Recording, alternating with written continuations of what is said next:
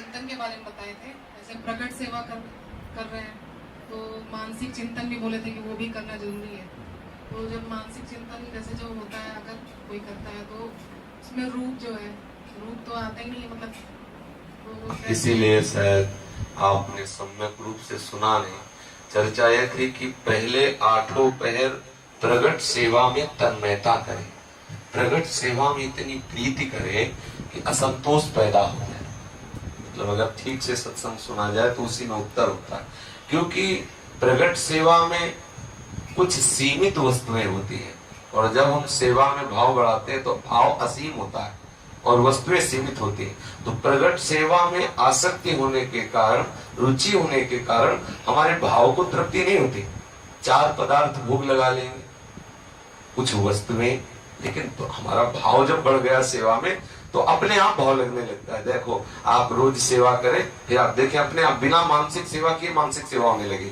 देखो आपने खुद इस विषय का अनुभव किया। जैसे अपने भिक्षुक हैं तो मधुकरी मांग के लाए, थोड़ी घिया की सब्जी उबाल ली, जब ऐसी व्यवस्था बनी सामने रखते और हृदय बड़ा द्रवित हो जाता कि प्रभु आपको लोग कितने अच्छे अच्छे पदार्थ पाते हैं, हमारे पास तो कोई ऐसा पदार्थ भी नहीं।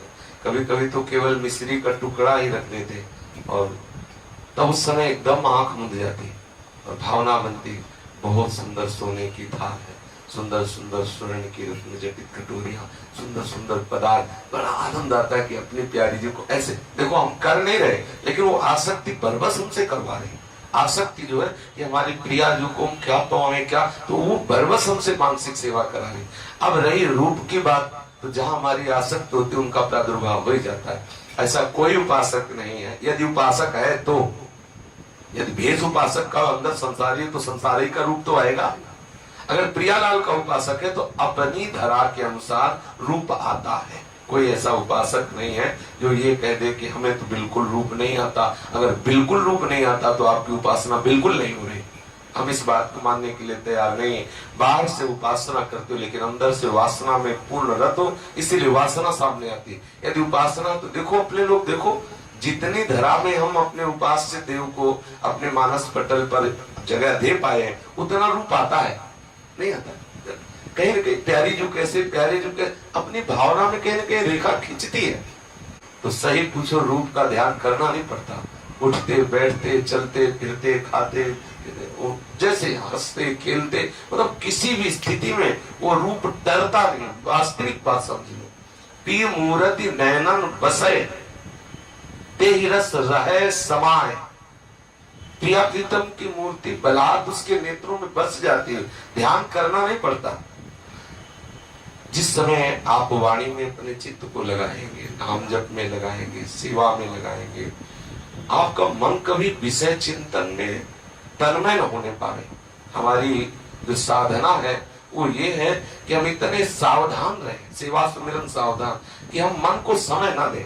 आप कुछ समय तक आप ऐसा करके देखिए, आप जितना जुड़े हैं प्रिया प्रीतम, ऐसा मान ही नहीं सकते। मतलब अब हो सकता है ऐसा भी होता हो, लेकिन अपने को तो समझ में नहीं आता। अपने को तो कैसे, कुछ बात ही नहीं रह गई तो कैसे बताएं। कभी वो डरते ही नहीं है, कभी हटते ही नहीं है। चाहे खड़े रहो चाहे बड़े, मतलब हटाने की कोशिश करो तो नहीं हटते। हटाने की कोशिश, लगाने की कोशिश होती है, हटाने की कोशिश होती है कि जो सेवा दी थोड़ी देर के लिए आप, तो हटते ही नहीं।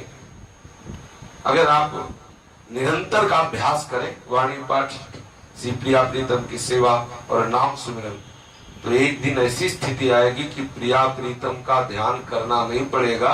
आपके नेत्रों में छवि बस जाएगी, बस जाएगी।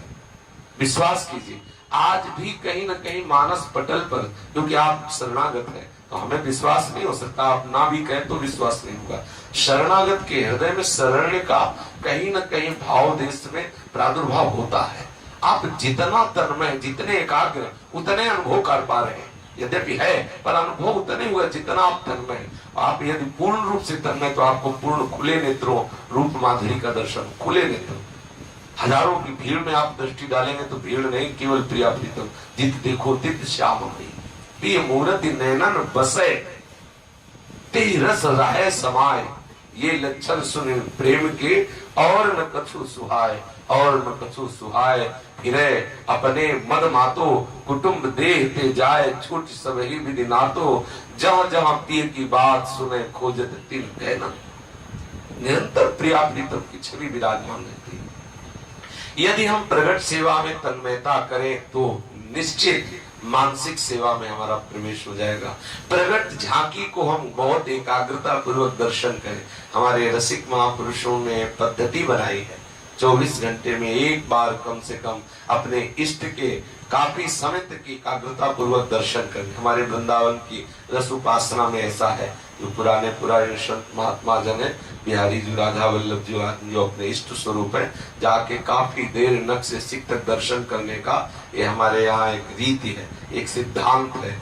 प्रत्येक रसिक महापुरुष जा जाके अपने इष्ट के घंटा घंटा, डेढ़ घंटा, दो घंटा ऐसे खड़े रहेंगे, नख से सिख तक रूप देखते रहेंगे, बंद करेंगे, फिर खड़े दर्शन कर रहे हैं, छकते रहते हैं। वो रूप जो बस जाता है, मानस पटल पर बस जाता है, रूप का प्रादुर्भाव होने लगता है। यदि हमारे रूप का प्रादुर्भाव नहीं हो रहा तो अभी हमारे भजन में अंतराय है, अभी संसार का चिंतन होता है और काफी समय तक भजन नहीं होता, यदि रूप का प्रादुर्भाव नहीं हो रहा। और यदि हर समय भजन होगा, मान ही नहीं सकते कि रूप ना आए। मतलब हमारी सोच की परे की बात है। कोई कहे कि हम भजन करते हैं, हम शरणागत है, हमारे मानस पटल पर रूप नहीं आता, हम बिल्कुल मानने के लिए तैयार नहीं है, बिल्कुल किसी भी तरह में मान नहीं सकते। प्रभु का रूप उसके मानस पटल पर नहीं हो सकता है कि हमारा दिमाग खराब हो गया इसलिए ऐसी बात आती हो, ऐसा हो ही नहीं सकता कि शरणागत है और वो भजन परायण उसके मानस पटल पर रूप ना आए। हमें तो असंभव सा लगता है, ये ऐसा हो ही नहीं सकता। यदि ऐसा है कदापि तो आपकी शरणागति में कमी है, आपके साधन में अंतराय है, अर्थात काफी समय तक आप प्रभु के सुमिरन से रहित हैं, काफी समय तक आपका विषय चिंतन, संसार का चिंतन होता है, तो ये दशा है। अन्यथा आप केवल सहज में लगे रहिए, कभी वाणी पाठ, कभी नाम जप, कभी ठाकुर सेवा, सत्संग, वृंदावन में प्रियालाल के दर्शन, परिक्रमा, आप लगे रहिए। आप देखिए कि रूप अचानक प्रकट होता है। यहाँ ध्यान किया थोड़ी, वृंदावन में ध्यान करना थोड़ी पड़ता है, यहाँ तो अचानक ऐसे रूप का प्रादुर्भाव होने लगता है। ऐसे चलते चलते मानस पटल पर सहज में रूप आने, ये धाम है, विशुद्ध कृपा है। आप बिल्कुल जैसे बिना चाहे पुष्प की गंध वायु लेकर घ्राणेंद्री तक पहुंचा देती है, ऐसे धाम नाम की कृपा बिना चाहे रूप को हमारे मानस नेत्रों में प्रकाशित कर देती है। ये धाम की कृपा, नाम की कृपा, वाणी की कृपा, लीला चिंतन की कृपा, प्रगट सेवा की कृपा। यदि आपके रूप प्रकाशित नहीं हो रहा तो आप ढूंढिए, आप कहीं इसमें कमी कर रहे हैं। आपका लीला चिंतन नहीं हो रहा, आपका नाम जब बराबर नहीं हो रहा, आपकी ठाकुर सेवा में पूर्ण तन्मयता नहीं, आपका काफी समय अंतराय हो जाता है भगवत चिंतन में। इसीलिए सेवक जी ने कहा, कबहू काल वृथा नहीं जाए, संतत सकल सुनो चितलाए, श्री हरिवंश प्रताप जस। यदि कभी भी समय व्यर्थ ना जाए तो आपके मानस पटल पर निश्चित रूप का प्रादुर्भाव हो जाएगा। यदि रूप का प्रादुर्भाव करना चाहते हैं तो हम ये नियम ले ले कि 1 मिनट भी हमारा प्रिया प्रीतम से अलग व्यतीत नहीं होगा। हम जो भी क्रिया करेंगे, जो भी कर्म करेंगे, वो प्रिया लाल के लिए करेंगे। वाणी से जो भी बोलेंगे प्रियालाल की चर्चा बोलेंगे, श्रवणेंद्र से जो सुनेंगे प्रियालाल की लीला सुनेंगे। हमारे द्वारा जो भी होगा प्रियालाल के लिए होगा। आप निश्चित समझो, निश्चित रूप आएगा, स्वप्न में आएगा, जागृत में आएगा, चलते फिरते आएगा। इस बात पे हम कभी हाँ नहीं कर सकते कि उपासक के हृदय में रूप जिएगा कैसे, वो जिएगा कैसे। कभी न कभी तो हृदय द्रवित होता ही होगा, ऐसा तो है नहीं कि हृदय द्रवित, कभी न कभी तो ऐसा आता ही होगा कि अब पता नहीं कैसी बात है, कभी न कभी तो एकदम एकाग्रता होती ही होगी। मिनट 2 मिनट की ही सही, साधन करना अलग बात है, तन्मय होना अलग बात है। 24 घंटे साधन करने वाले को कभी न कभी, चाहे भले आधा मिनट के लिए आए, बेशुद्ध अवस्था आती है, एकदम चित्त खिंचा, जैसे किसी ने हमें एकदम बावरा कर दे, 1-2 मिनट के लिए ही सही, पर वो एकदम ऐसा भाव अगर ना आता हो तो लगे रहो, आने लगेगा, लगे रहो। साधन में, अभी साधन में कच्चाई है, इसलिए नहीं तो अपने आप आवेश आता है, अपने आप बलात् ना चाहते हुए भी मन को खींच करके उस रस में डुबो दिया, थोड़ी देर के लिए बेशुद्ध अवस्था आती है। सुंदर रूप ऐसा महामहिमा में प्रकाशित शिथिलता आ जाती, बिना चाहे क्यों रो रहे हैं इसका कोई उत्तर नहीं, अपने आप आंसू चल रहे, अपने आप विकलता और अपने आप आह निकल रही, अपने आप महाआनंद का एक ये प्रसाद प्राप्त होता है, एक कृपा प्रसाद प्राप्त होता है। जो निरंतर नाम वाणी में लगे हुए उनको एक कृपा प्रसाद प्राप्त, ना चाहते हुए भी, बिल्कुल समझो ना अचानक बात हो रही, बात होते होते अचानक वो रूप का प्रादुर्भाव, वह अचानक चित्तवृत्ति को घसीट लिया, शिथिल हो गया, अपने आप विवश हो गया, ये तो ऐसा प्रेम मार्ग है। यदि ऐसा नहीं हो रहा तो साधन को बढ़ाते रहिए, 1 मिनट खाली न रहे, प्रगट सेवा में रुचि रखिए, रूप आएगा ही आएगा, निश्चित आएगा, बिल्कुल आएगा, इसमें तो कोई संशय नहीं। बिना रूप के उपासक जी ही नहीं सकता। यदि हमें अभी और कुछ अच्छा लगता है, कोई और रूप अच्छा लगता है, तो इसका मतलब है हमारे साधन में कचाई है। अगर साधन ठीक रहेगा तो प्रिया प्रीतम का मानस पटल पे रूप प्रकाशित होता, जब प्रिया प्रीतम का रूप प्रकाशित होता है, फिर भरी सराय रहीम लख आप पथिक फिर जाए। जब प्रीतम की मूर्ति नेत्रों में बसी रहती, फिर हृदय में और किसी का कोई अस्तित्व नहीं रह जाता।